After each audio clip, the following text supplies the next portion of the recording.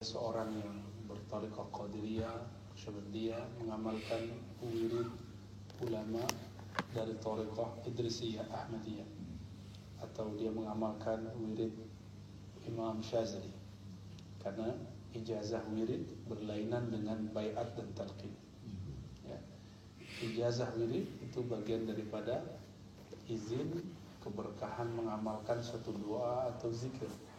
Dan faedahnya luar biasa karena al-ijazah itu ada sir di dalamnya, ada rahasia di dalamnya yang lain apabila ada orang mengamalkan sendiri tanpa ijazah dari gurunya. Ya. Namun saya sampaikan bahwa Hizib Bahar itu ada dua macam pengamalannya. Yang pertama, pengamalan orang-orang yang ingin mencari kesaktian, ya, tapi itu bukan tariqatuna, laisat tariqatuna, bukan tariqah kita. Tariqah kita membaca hizib, baca aurat, bukan mencari kesaktian, khariqul adah, tapi kita mencari kedekatan kepada Allah yang maha sakti. Allah kasih kesaktian, Allah kasih hebat. Apa kata orangnya? Gamak. Tahu gamak ya? Di kampung saya itu kalau ada benda yang sakti itu disebut gamak. Mungkin sama lah kali ya, bahasa-bahasa lama lah itu. Hizib Bahar sebenarnya bukan untuk mencari kesaktian, tapi lebih kepada mendekatkan diri kepada Allah yang Maha Sakti. At-taqarrub ila Allah. Itulah tujuan daripada Imam Al-Arif Billah Abul Hasan Asy-Syadzili Al-Ghawsi. Ya, beliau salah satu gelarnya itu Al-Ghawsi. Beliau Ghaus di zamannya. Waliyullah. Nama kecilnya Ali. Kunyahnya, julukannya Abul Hasan. Abul Hasan Ali Asy-Syadzili. Syekh Abdul Qadir itu juga pewaris Sayyidina Ali, jalur Sayyidina Hasan. Jadi mereka sama-sama dari Sayyidina Hasan. Jadi mereka zuriat Nabi Sallallahu Alaihi Wasallam. Jadi bagaimana kita mau benci kepada zuriat Nabi? Ilmu ini selalu berkait dengan mereka. Hizib Bahar, hizib bermakna kumpulan. Hizib juga bermakna parti. Hizib juga bermakna kelompok. Kullu hizbin bima ladaihim farihun. Setiap hizib, setiap kelompok, dia berbangga dengan kelompoknya. Yafrahun, berbahagia. Apalagi hizib, ada surat Al-Ahzab di Quran, itu plural dari hizib. Hizib artinya. Lalu dalam ilmu Quran ada sebutan juzu, ada ain, ada hizib. Pernah dengar ya?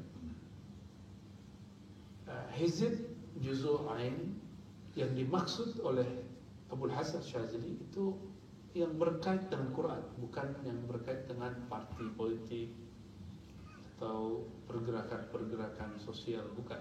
Tapi ini al-hizib al-Quran, pengelompokan Quran. Jadi Quran itu ada dikelompok-kelompokkan, ya. Ada bahagian-bahagiannya. Dari hizib Qurani diambillah ayat Imam Abul Hasan Syadzili, diilhamkan Allah dan diizinkan secara rohani oleh baginda Rasulullah SAW untuk memulai satu doa. Ada ayatnya, lalu doa, ada ayatnya, lalu doa, ada ayatnya. Nah, doa yang diinspirasi dari ayat Quran, maka dia kasihlah nama. Jika berkaitan dengan taskhir, menundukkan alam semesta, menundukkan diri, maka disebut Hizbul Bahar. Ya. Bahar berarti laut. Namun laut pun ada lautan ilmu, kita sering sebut itu. Lautan ilmu, apalagi lautan hidup, lautan masalah, itu disebut hizib. Maka orang yang baca ini insya Allah Allah mudahkan dia menghadapi gelombang-gelombang hidup, insya Allah. Ya. Nah, hizib bahar adabnya biasa. Kita kalau memulai satu hizib manapun, thariqah manapun, mulailah dengan syahadat. Asyhadu an la ilaha illallah. Kenapa? Karena barangkali di waktu kita sebelum baca hizib sempat berpikir sesuatu yang Allah tidak ridha. Sempat terlintas dalam pikiran ini sesuatu yang membuat kita kufur. Maka lazim mesti kita membaca syahadat untuk mentajdid kembali. Inilah kalam Nabi sallallahu alaihi wasallam dalam hadis Imam Ahmad, "Aksiru min qaulillah ajaddidu imanakum." Senantiasalah kamu mentajdid, memperbaharui imanmu. Ya. Harus selalu. Jadid bahasa Arab baru, segar. Baru segar, baru segar. Harus selalu disegarkan. Kenapa kemudian zikir mesti diistiqomahkan setiap pada sholat, supaya iman yang di dalam ini dia menjadi segar lagi, segar lagi.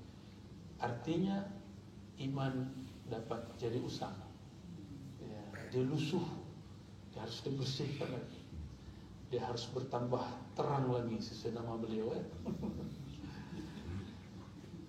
Lalu sahabat bertanya, hadis Imam Ahmad, bagaimana caranya ya Rasulullah? Jawabannya kita sudah tahu semua. Nabi mengatakan, "Aktsiru min qauli la ilaha illallah." Perbanyak kalimat la ilaha illallah.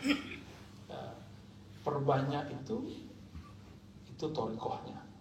Nah, nanti ulama memberikan dosisnya. Untuk pemula 165, untuk salik sekian, untuk yang sudah yang salik pemula, penengah, bahkan yang sudah hampir usul, itu sudah ada takaran-takarannya. Dan jangan mengambil, ini syarat saya ya, mengambil ilmu perubatan kecuali khatam tahlil 70.000 kali 7. Karena ilmu perubatan ini kadang-kadang ada yang medis, ada yang non medis. Bahayanya jika dia non medis. Kita perlu benteng yang luar biasa, hisnul hasim. Dan dalam hadis qudsi Allah mengatakan, la ilaha illallah hisni. La ilaha illallah itulah benteng yang sebenarnya, benteng aku. Ya, apabila ada kawan-kawan kita yang bergerak di, kalau di TKN itu apa, inabah ya. Di sini ada Tuan Guru Jahid, beliau juga ada ruqyah. Ya, Manaras itu seingat saya. Ini sangat diperlukan aurat zikir la ilaha illallah ya, sehingga ini menjadi kekuatan dia lahir batin. Kadang-kadang kalau non medis yang bawa iblis itu ahli zikir. Dia mau memindahkan penyakit, dia mau menyerang seseorang dengan penyakit, dia pun sebut nama Allah. Apabila kita tidak kuat, tidak lebih kuat daripada dia, lewat ya, pasti kena. Itu sebabnya saya tidak mengambil, tidak menseriusi dan fokus untuk ilmu ruqyah. Jadi mohon maaf kalau yang minta ruqyah, biasa saya menghindar. Walaupun khatam tahlil sudah selesai, tapi kan selesai menurut saya, belum tentu menurut Allah. Ya, menurut nafsiyah kita iya, tapi menurut Allah dulu. Jadi kalau saya meruqyah nanti ganti profesi nanti. Ya, nanti tidak ngajar lagi di kampus, ya. Tidak mau lagi buka kitab taklim untuk hak ya. Walaupun buka kitabnya semuanya ruqyah. Karena asik, dunia itu asik. Dunia ruqyah itu asik sekali. Asik benar ya. Jadi saya tidak menyalahkan jika ada kawan-kawan saya kemudian asik di situ. Ya, dimaklumi ya. Hizb bahar jadi bermakna hizbul bahri, berarti doa-doa yang berasal dari Quran atau dimaknai dari Quran untuk penundukan samudra kehidupan, baik hidup yang lahir ataupun hidup yang batin, hidup di dunia ataupun di akhirat. Lalu beliau memulai ya, setelah kita syahadat kita mulai sebagai tanda terima kasih kepada Nabi SAW, para ulama, wabil khusus imam kita yang mengijazahkan ini, guru kita yang mengijazahkannya, dan akhasul khusus yang menyusun ini, yaitu Imam Abul Hasan Asy'adzili. Imam Abul Hasan Asy'adzili itu guru dari Abul Abbas Al-Mursi. Abul Abbas Al-Mursi guru daripada Ibnu Athaillah As-Sakandari, penulis Al-Hikam. Jadi hikam yang biasa kita baca itu semua isi hati daripada Abul Hasan Asy'adzili. Qaddasallahu sirrahu. Jadi beliau punya murid Abul Abbas Al-Mursi. Abul Abbas ditanya, apakah engkau tidak menulis kitab, menyusun suatu karangan? Apa jawaban Abul Abbas Al-Mursi? Ashabi muallafati, karya-karyaku, kitab-kitabku adalah murid-muridku. Maksud dia adalah Ibnu Athaillah As-Sakandari. Begitu juga ada murid satu lagi namanya Ibnu Labban. Ibnu Labban ini kitabnya sekarang sedang dikaji oleh sahabat saya di Ribat, namanya Abu Yazul Asmi, ahli baca kitab. Sama, masih muda juga ya. Wajahnya lebih muda daripada saya. Wajahnya, umurnya belum tahu. Tapi ilmunya luar biasa. Silakan nanti kalau mau kajian kitab itu bisa dengan beliau nanti ya. Alhamdulillah kami di Ribat itu bukan sesuatu yang besar guru ya. Jadi Ribat itu kecil. Coba kita istiqomah buat majelis. Ya, saya usahakan begitu. Bahkan kami lelah pun saya sengaja pulang hanya untuk buat majelis. Sebentar istirahat 1 jam 2 jam jangan lagi. Karena kita hanya ingin mencari perhatian Allah. Bagaimana cara mencari perhatian Allah? Istiqomah. Ya. Atau kita minta ampun kepada Allah atas kurangnya istiqomah kita. Hizbul Bahar, setelah kita baca Al-Fatihah untuk Nabi SAW, untuk guru-guru, wabil khusus Imam Abul Hasan Asy'adzili, ya. Dan supaya mursyid di thariqah kita tidak cemburu ruhaninya, maka dibacakan juga Fatihah untuk beliau. Ya. Ya, jadi bacakan juga Syekh Abdul Qadir Jilani, Qaddasallahu sirrahu, Bahaudin Naqsyabandi, Qaddasallahu sirrahu, Syekh Fulan sebut supaya mereka tidak cemburu. Ya, karena para aulia ini cemburunya lebih tinggi dari cemburu seorang istri. Ya. Dan cemburunya Allah lebih dahsyat lagi. Ya, innallaha ghayyurun, Allah Maha Pencemburu. Tapi cemburunya bukan cemburu nafsu, cemburunya cemburu yang hanya dia yang tahu maknanya. Ya. Lalu dimulai dengan lafaz Bismillahirrahmanirrahim. Saya tidak usah urai karena sudah ada beberapa kajian kita tentang Bismillah. Ya, ada kalimat, nah inilah pembuka yang mesti dilazimkan setiap membaca semua wirid secara paham. Allahumma ya Allah, ya Ali, ya Azim. Ya. Pertama Allahumma, ya Allah. Allahumma itu asalnya bukan bahasa Arab, bukan bahasa Arab, tapi kemudian dari bahasa yang lebih tua, yang menjadi pokok bahasa Arab. Mereka dalam bahasa Suryani, bahasa Aramaik, mereka nyebutnya Allah. Orang Arab tidak ada vokal E, yang ada A, I, U. Tidak ada juga O. Maka kalau ada orang baca Quran E, itu salah dengar. Yang namanya imalah. Imalah itu bukan E. Ya. Majreha itu bukan majreha, beda. Majreha itu ada cara bacanya. Ya. Tidak ada juga O. Kuliah itu sahih baca Quran itu dia belajarnya lewat MP3 itu ya, lewat YouTube itu. Dia dengar ada seorang syekh mungkin di Mekah, Bismillahirrahmanirrahim, Alhamdulillah, dia kira seperti itu fasih. Quran itu wajib diambil dari mulut seorang ahli Quran, bukan dari mulutnya MP3, bukan dari YouTube. Mesti diambil. Jadi kita membacanya namanya musalsal. Nah, Allahumma ini salah satu nama yang agung. Orang yang berdoa dengan ini dan qalbunya ingat Allah langsung jawab. Sang hamba yang mengatakan Allahumma, Allah mengatakan ya abdi, wahai hamba, ada apa denganmu wahai hamba? Maka ketika baca Allahumma, coba baca Allahumma. Jadi jangan cuma Allahumma. Haknya ha besar. Allahumma. Apabila membacanya dengan benar, maka akan ada rasa di sini seperti kita sedang mengucap la ilaha illallah. Maka teknik untuk menggetarkan qalbu tidak hanya la ilaha illallah, dapat juga dengan Allahumma. Ya. Apabila kita membaca Allahumma, ya Allah, inilah hamba-Mu. Allahumma ya Allah, ya Ali. Ya Ali, wahai yang maha tahu. Sebelum kita berdoa, Allah sudah tahu hajat kita. Sebelum kita meminta, bahkan sebelum kita dicipta, Allah sudah tahu kita bakal minta apa.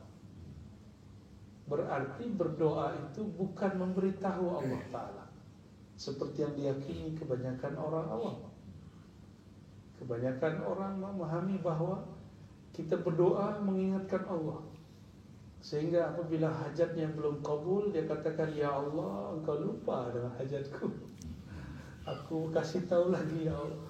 Orang seperti ini su'ul adab secara batin. Inilah yang disebut menuduh Allah, yang dikatakan oleh Imam Mu'ta'ilah, talabuka, engkau menuntutnya, memintanya, tapi engkau sedang menuduhnya. Ittiham, engkau sedang menuduhnya. Ini yang banyak terjadi pada kebanyakan hamba. Kita sangat menyayangkan, ya, itu akibat kita tidak bermakrifat kepada Allah Subhanahu wa taala. Ya. Allahumma ya Allah, ya Ali, ya Ali, ya Allah, yang aku minta sedikit kecil bagimu, tapi yang engkau persiapkan lebih besar. Nah, itu cara meminta. Ya Azim, ya. Apalagi bacaannya Allahumma ya Allah, ya Alim, ya Azim, ya Halim.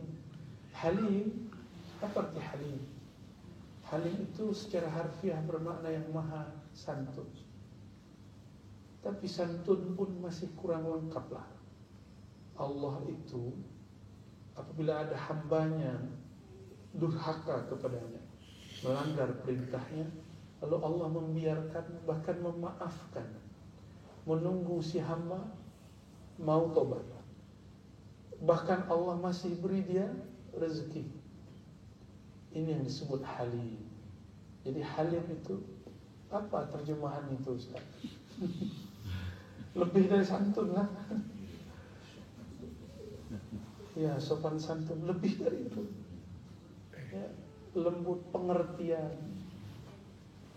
Apa? Lebih dari empati. Seperti seorang ayah melihat anaknya nakal. Lain dengan ibu langsung histeris. Ada apa dengan anakku? Tapi seorang ayah, nanti ya, biar saya urus. Dia sedang menghabiskan energinya, ya. Biasa begitu, ya. Kalau kita bisa memahami persoalan anak seperti ini, Allah lebih paham urusan kita daripada kita memahami anak. Itu juga sebabnya ada seorang syekh, seorang kiai di Jawa sana, anaknya aneh, anaknya liberal, anaknya berfatwa yang gharib-gharib, yang asing. Itu dibiarkan, enggak ditegur. Tapi ternyata lama-lama dia kembali ke jalan Allah, dan sekarang setiap hari mengkaji kitab tasawuf. Karena kiainya faham, guru-gurunya faham. Ini anak dia sedang hal itu ekstase. Ada ekstase nafsu, ada ekstase akliyah, akal. Maka orangnya terlihat nakal, kritis. Mungkin orang tuduh dia liberal, padahal bukan. Ada ekstase rohani. Ekstase rohani yang terjadi pada Sayyidina Abu Mansur Al-Hallaj, ya, yang terjadi pada Syekh Siti Jenar. Di Malaysia mungkin ada juga tokoh yang serupa dengan orang ini. Ada enggak? Belum tahu ya. Saya di Banjar saya temu juga ada namanya Syekh Abulung. Abulung itu sama dengan Syekh Siti Jenar, tapi Syekh Siti Jenar lebih tua. Ya, Syekh Abdul Hamid Abulung. Ya, beliau berkawan dengan Syekh Muhammad Arsyad Al-Banjar, sama-sama berangkat ke Mekah. Ya, itulah masa-masa Syekh Daud Fatani. Ya, ada di Sarawak ada Syekh Utsman bin Abdul Wahab As-Sarawaki Al-Makki. Ya, sah? Saya punya sanad ilmu usul fikih lewat beliau dan beberapa kutub sittah, ya, kitab-kitab hadis. Tapi tetap saja jalurnya jalur Syekh Yasin.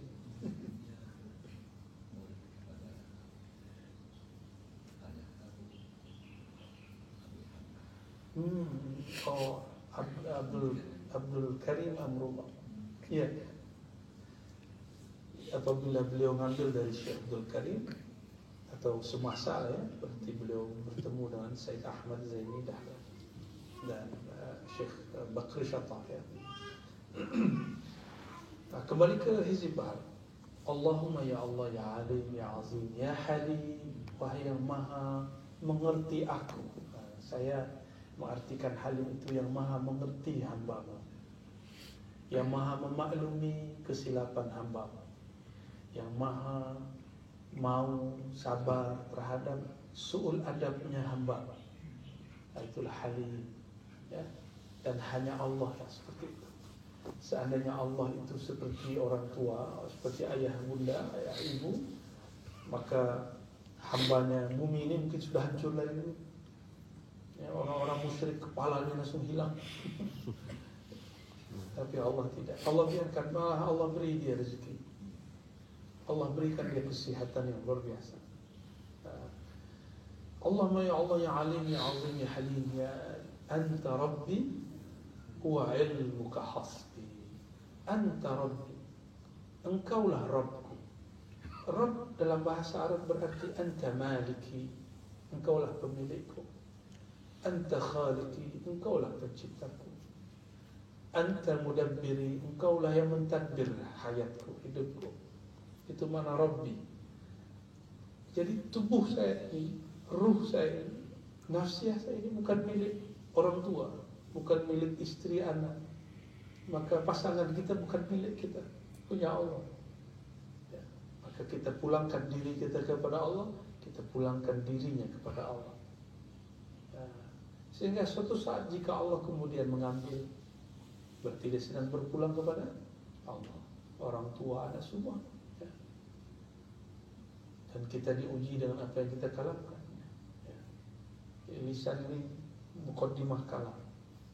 Dan saya sudah mengalami ujian itu beberapa ya. Cukup kita katakan raditu billahi Rabbah ya. Kalimatnya Rabbah, aku ridha kepada Allah Rabbku, pemilikku, pemilik anakku, pemilik pasanganku, pemilik yang apa aku miliki ya. Jadi kita tidak ada yang memiliki apapun. Maka Allah disebut Rabb, sedangkan kita marbub. Nah, di dalam Hizb An-Nawawi ada istilah Rabbul Marbubi ya. Allah itulah pemilik semua orang yang merasa memiliki, semua objek yang dimiliki. Apabila lafaz ini muncul, barulah kita disebut Hamidin, orang yang memuji Allah. Alhamdulillahi Rabbil Alamin. Jadi siapakah yang disebut orang yang memuji? Apabila dia memuji Allah sebagai pemilik alam semesta, baru disebut Hamidin ya.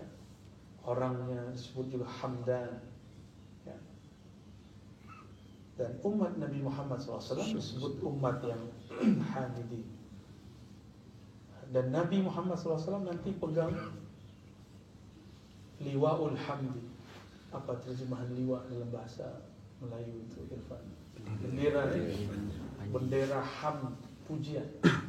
Karena simbol umat Nabi Muhammad SAW sedih, senang, dia tetap memuji Allah. Kata Nabi SAW hadis Tirmizi, orang kalau kalau sedang senang dia katakan alhamdulillah fi kulli hal. Kalau kurang senang dia katakan ala kulli hal. Tetap alhamdulillah. Ya. Karena senang tidak senang itu nafsiyah kita, ego kita. Mungkin secara ruhiyah benar. Itulah makna asa an tuhibbu syai'an wa huwa khairul lakum. Boleh jadi kamu senang sesuatu, cinta sesuatu, menginginkan sesuatu, tapi itu tidak baik bagi kamu. Nah, kamu sukanya secara nafsiah, kamu bencinya secara nafsiah. Ini kan banyak kita semua. Kadang-kadang yang kita lihatnya masih nafsiah. Kita kira itu ruhiyah, padahal itu nafsiah. Ya. Kalimat anta rabbi. Lafaz anta itu salah satu nama Allah. Engkau. Dalilnya mana? Sayyidina Yunus ketika dia bersuluk di perut ikan, itu suluknya Nabi Yunus. Boleh kita sebut suluk Yunusiyah, ya. Gak makan apa-apa, dia cuma baca la ilaha illa anta subhanaka inni kuntu minadh dhalimin, la ilaha illa anta, tidak putus. Namun yang paling penting itu kalimat anta. Anta berarti engkau, anda. Engkau. Kalimat anta tidak mungkin dibaca kecuali zatnya ada di hadapan, terasa hadir bersama. Maka dibaca la ilaha illa anta. Oleh karenanya seorang murid jika masuk ke Riyadhah Thalifah baru dianjurkan membaca la ilaha illa anta apabila hadir rasa yang punya nama. Yang punya nama terasa hadir. Ya. Nama dengan yang punya nama tidak jauh. Nama dengan yang menyebut punya nama, semuanya kita yang menyebut namanya dan dia yang disebut. Wa nahnu aqrabu ilaihi min hablil warid. Dia lebih dekat kepadamu dari urat nadimu, pembuluh darahmu. Apabila Allah lebih dekat dari pembuluh darah, maknanya apa? Syaitan yajri majrad dam. Syaitan mengalir di pembuluh darah. Sedangkan Allah Ta'ala lebih dekat dari pembuluh darah. Dekatnya sangat nyata bagi orang yang merasakannya. Maka belajar di situ, hadirkan rasa itu. Ya Allah, walaupun aku, qalbuku belum merasakan kehadirannya, tapi Engkau selalu hadir. Engkau hadir sesukamu, bukan hadir sesukamu. Kalau batin kita tidak merasa, apakah Allah tiada? Enggak. Secara objektif Allah itu senantiasa ada. Ya. Anta Rabbi. Jadi hadirkan ya Allah. Ya. Allah bukanlah arah tempat depan belakang, tapi ruh kita memerlukan simbol. Maka Nabi mengatakan jika engkau sholat seakan-akan sebenarnya Allah di hadapanmu. Tijah amam. Ya. Allah ada di hadapanmu. Jadi secara ruhiyah boleh merasakannya. Tapi secara akliyah Allah tidak bertentang. Ini hanya rasa.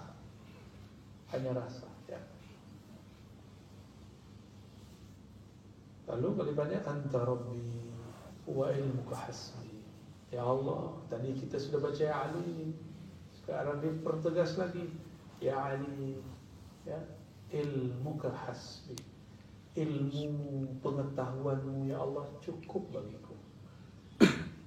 Orang tua lebih faham hajat anaknya, bayi seperti baby Helena ini, ubinya lebih faham jam dia makan, pukul berapa dia mau ganti baju mandi.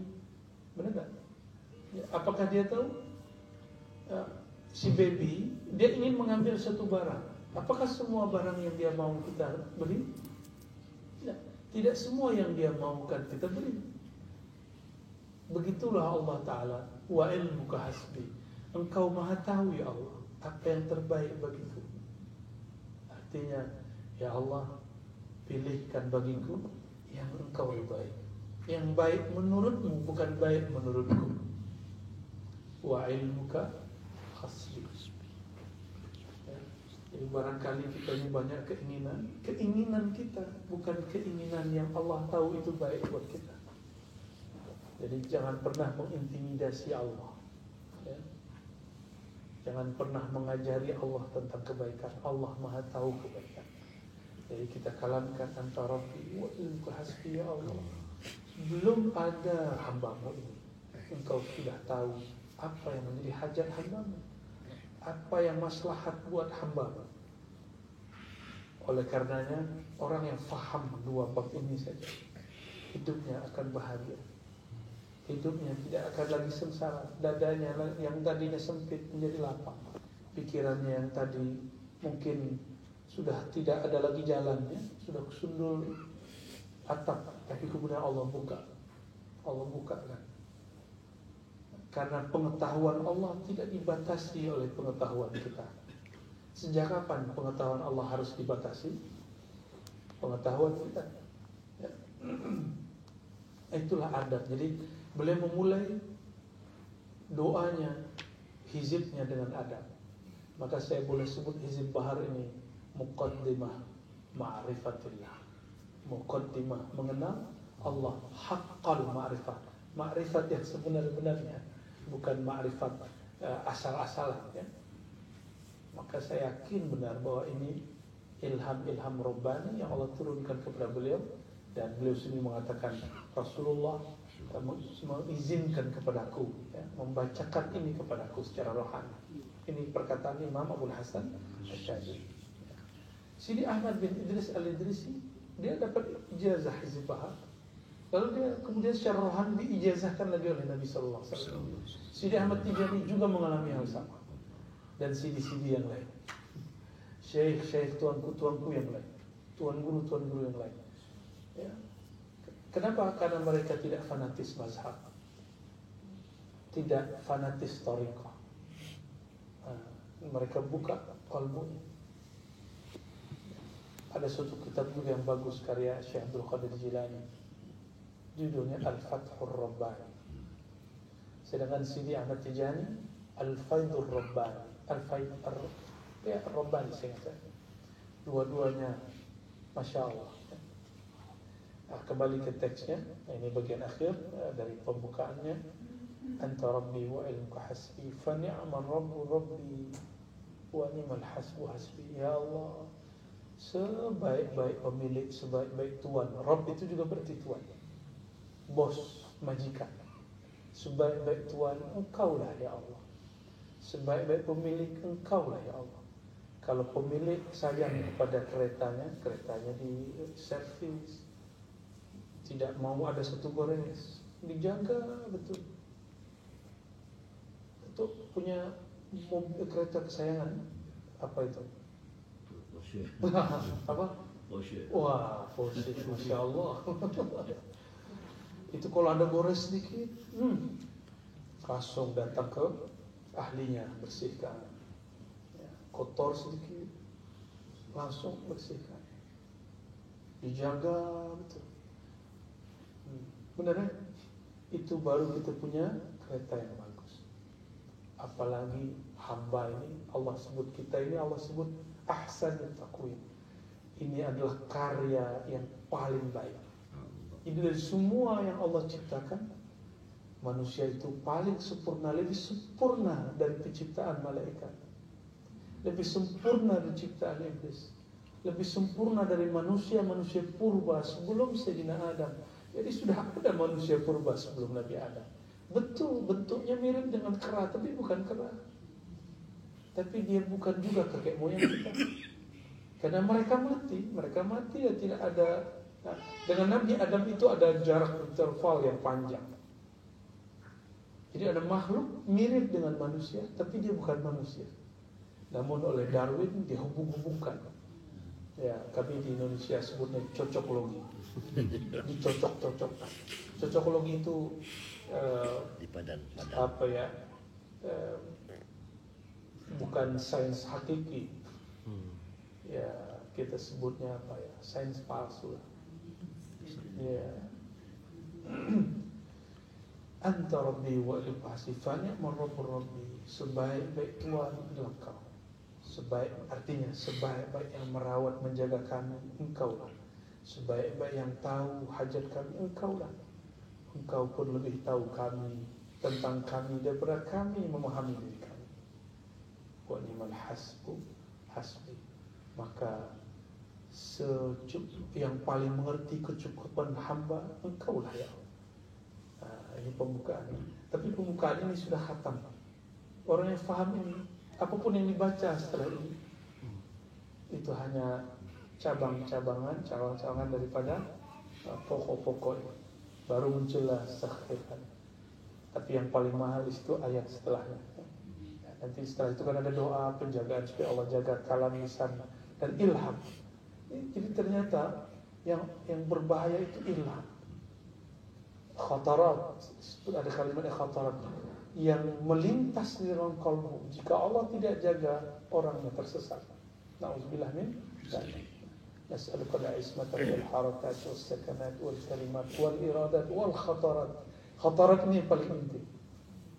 Apapun yang terbersit di dalam diri, dalam jiwa, dalam hati, fikiran, Imam Syazili mengatakan, ya Allah jaga kami ismah, beri kami penjagaan dalam diam, gerak, kalimat, kata-kata, sikap, apalagi yang paling kecil dan dia menjadi asal daripada semua gerak manusia, yaitu khatarat. Orang-orang yang dijaga khataratnya dia akan dapat dua, khatarat Rabbani, yang kedua khatarat malaki. Khatarat Rabbani inilah yang turun kepada wali. Ini yang menjadi firasat yang pasti benar. Turun kepada Nabi disebut wahyu, kepada wali disebut ilham. Turun kepada orang awam tidak tahu kalau itu ilham, maka dia tidak ikuti. Makanya Allah tidak beri kepada orang awam. Yang diberikan ke orang awam paling tinggi cuma khatarat malakiyah, bisikan-bisikan malaikat, karena dia tidak tahu yang lebih tinggi dari ya. Suara saya didengar oleh telinga, maka suara hati didengar oleh hati. Kalam ruh, kalam yang turun ke dalam ruh tidak didengar oleh kalbu. Yang turun ke dalam kalbu belum tentu didengar oleh telinga. Maka khatarat ini mesti dijaga ya. Barulah ada ayat di situ, wa idh bituliyal mu'minuna. Ini penutup ayatnya. Jadi ini pembuka ayat, tapi di kajian ini penutup. Wa idh tuliyal mu'minuna wa zulzilu zilzalan syadida. Dan ingatlah ketika orang beriman senantiasa diuji. Ada yang diuji dengan pujian, ada yang diuji dengan cacian. Ada kalanya kita dicaci, ada kalanya kita dipuji, ada kalanya dipuji, ada kalanya dicaci. Ya, kayak Datuk Madatin ini masih ada juga yang protes, ya. Kritik. Wah, sanadnya tidak sahih kepada Abah Anom. Contoh. Ya, biasa. Hanya sekedar ingin komentar, tapi orang ini nggak sadar berkomentar itu bisa menjatuhkan amalnya di sisi Allah. Ya. Muslim itu kata-katanya dia jaga. Man salimal muslimuna min lisanihi, dia jaga kata-katanya supaya sahabatnya tidak tersinggung. Sesama, lain dengan guru dan murid. Guru boleh singgung murid, karena guru menyinggung murid untuk mendidiknya. Tapi kalau murid sudah merasa satu darjat dengan gurunya, dia akan tersinggung dengan kalam gurunya. Apalagi merasa sudah sealim gurunya, atau kurang-kurang alim dikit lah. Jadi kapan ikhwan ini tersinggung dengan guru? Kalau si ikhwan merasa sudah satu makom dengan guru, ya, itulah mulai musibah kepada murid. Ya. Dan bagi guru itu sesuatu yang sangat menyedihkan. Guru kalau lihat itu dan ingat itu, dia sedihnya bukan main. Ya. Makanya banyak orang murid itu sebentar lagi jadi wali Allah, gak jadi wali Allah. Itu akibat dia merasa sudah satu makom tanpa dia sadari. Ya. Kalau orang diuji dengan saku tidak berduit, orang sudah biasa. Badan sakit, orang sudah biasa. Tapi ujian dari guru ke murid, ujian sesama murid, itu luar biasa. Jadi jangan dikira ujian itu hanya ujian materi, ujian ekonomi, ujian politik. Tidak, ujian yang paling berat, ujian guru untuk muridnya. Itu paling berat. ujian suami kepada istrinya, istri suaminya, orang tua kepada anaknya, anak kepada orang tua. Itu ujian yang berat sekali. Jadi guru diuji dengan murid, murid juga diuji dengan guru. Ya. Nah, sudah siap menerima ujian terberat. Ya. Di saat seorang murid menyaksikan ada yang dia tidak ridhoi di kacamata dia, masa guru seperti ini? Itu si murid sedang diuji. Di saat guru kemudian merasa, kenapa muridku seperti ini? Dia tidak hargai aku. Wah, guru juga sedang diuji. Ya, sama-sama. Ada juga yang diuji dengan, kalau dia ustaz, tapi kolbunya fulus, dia diuji dengan honor. Hati-hati, ya. Kurang sedikit, dia tersinggung. Kenapa saya cuma dikasih segini? Kan saya ustaznya. Nah, hati-hati yang begini. Karena beberapa nih saya lihat sudah ada yang bisa berdakwah, yang sudah banyak jam terbang dakwahnya. Ya, hati-hati di situ, hati-hati. Allah tidak pernah salah menurunkan rezeki. Allah tidak pernah menukar rezeki hambanya. Tidak pernah. Walaupun kita duduk bersampingan, rezeki lain. Ya. Apakah itu rezeki zahir ataupun batin? Nah, rezeki batin itu kenikmatan berzikir, ma'rifat yang diterima dari ilmu. Jadi tidak hanya rezeki batin itu kita zikir terus hilang, tidak. Di saat kita mendapatkan ilmu ma'rifat, itulah rezeki terbesar. Orang maulah bayar ini untuk ikut motivasi fulan. Dan banyak motivator itu. Kapan kita mau berkorban untuk itu? Mengkorbankan, minimal kita mengorbankan masa kita mau untuk ruh. Karena ilmu ini tidak dapat dibeli. Mau dibayar pakai apa? Lafaz Allah ditimbang dengan semua yang ada di dunia, di akhirat lebih berat nama Allah. Nah, maka adab seorang mu'allim itu juga berat. Ketika dia melihat orang memberi sesuatu, apakah orang itu dinilai menghargai dia dengan materi, itu sudah salah. Ya, macam-macam lah. Ya, ujiannya manusia. Tadi mu'allim, ada juga santrinya, ikhwannya. Ada lagi ujian orang berjuang, berjihad. Ya. Ada lagi ujian orang pindah-pindah guru, berguru sini tidak sesuai, pindah lagi, itu juga ujian. Ya. Wa ini betuliyal mu'minuna wa zulzilu zilzalan syadida. Ini yang saya antara takut dan harap baca ayat. Wa zulzilu zilzalan syadida.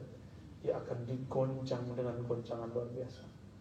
Kalau bumi digoncang dengan gempa, kalau pikiran digoncang dengan pertanyaan, kalau qalbu Allah goncang dengan syak, ragu, prasangka. Nah, apabila murid sudah mulai berprasangka terhadap gurunya, ya, dia sudah mulai diuji. Imam Muhammad bin Abdul Karim Salman penulis kitab, judulnya An-Nafahat Al-Ilahiyah. Di situ dia nukil ada dialog antara seorang murid dan gurunya. Gurunya ditanya oleh murid, wahai tuan guru, apakah seorang syekh wali Allah dapat berlaku kepadanya takdir maksiat? Apakah mungkin seorang wali bermaksiat? Apa jawaban gurunya? Kalau sudah takdir, apa boleh buat? Oh, jadi ternyata si murid ini berpikir takdir itu cuma yang baik-baik, hanya yang baik-baik. Jadi hidup senang, tidak senang, miskin, kaya, hanya itu yang dibayangkan seorang murid takdir. Padahal takdir yang lain. Kita taat itu takdir baik, kita terjebak maksiat itu takdir buruk. Takdir baik kita syukuri, takdir buruk kita tobat kepada Allah Subhanahu wa ta'ala. Bukan berarti kemudian, oh saya sudah ditakdirkan bermaksiat, ya sudahlah. Bukan begitu. Tapi ya sudahlahnya dengan bertaubat. Nah, murid diuji Ada murid yang diuji dengan maksiat, lalu dia katakan, ya sudahlah saya maksiat sajalah. Akhirnya dia tidak pernah bangkit dari maksiatnya. Berarti dia gagal bangkit dari ujian. Yang paling berat bukan itu. Ujian dipuji dan ujian dicaci. Itu paling berat, karena dia masuk ke psikis. Dipuji, mungkin kita katakan, oh saya tidak haus pujian. Tapi siapa yang kuat dicaci? Nah, maka datuk ini harus kuat. Ketika ada orang mempersoalkan masalah, oh ini ikut wakil terkin siapa? Ikut syekh siapa? Biasa ya. Apalagi kalau sudah berkalam tentang kajiannya, isi ma'rifatnya, ilmunya, itu nanti akan banyak orang-orang yang mungkin ada yang senang memuji, yang tidak senang. Saya diprotes oleh seorang yang kenal saya. Kamu ini senang dipuji ya? Saya tanya, kamu menuduh saya senang dipuji, kenapa? Kenapa kamu kalau ada orang memuji kajianmu kamu senyum? Saya tanya balik, berarti saya kalau dipuji orang saya harus marah? Enggak begitu, jadi kita nggak boleh suuzon sama orang. Saya ketika ada orang, Ustaz, saya senang kajian Ustaz, apa saya harus diam? Anti pujian. Saya tidak, nggak begitu. Ya kita katakan, oh terima kasih, alhamdulillah semoga bermanfaat. Kun pasang muka. Saya tidak harap pujian, saya tidak takut cacian. Ekspresinya bukan seperti tembok ya. Manusia. Maka ujian ini, jadi banyak orang berhasil melewati ujian dipuji, tapi tidak banyak yang berhasil melewati ujian dicaci. Ya, dua-duanya itu takdir baik, ini takdir buruk. Raditu billahi rabba. Siapakah yang mengatur ini semua? Siapa yang menggerakkan orang memuji? Allah. Siapa yang menggerakkan orang dicaci? Allah. Maka anggaplah pujian itu Allah meridhai. Anggaplah cacian itu Allah menegur. Karena musuh itu paling faham aib kita. Kadang-kadang orang yang cinta sama kita tidak mau kasih tahu aib kita, khawatir kita tersinggung. Ya? Dan Allah Maha tahu. Ya? Ini baru satu potong ayat. Jika ada masa kita syarah lagi, kita urai lagi. Semoga Allah meridhai kita semua apapun halnya. Sejauh-jauh kita semoga Allah jemput kita lagi. Sesesat-sesat apapun kita semoga Allah membimbing kita lagi.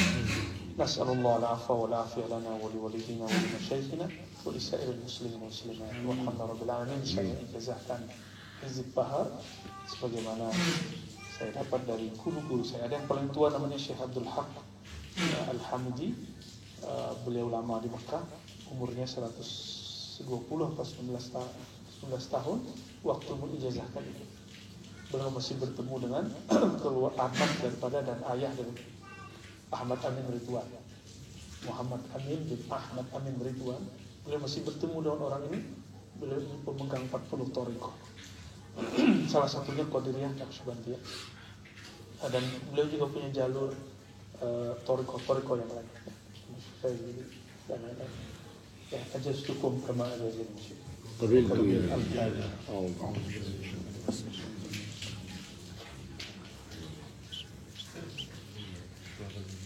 Ya, sila diamalkan pada asar.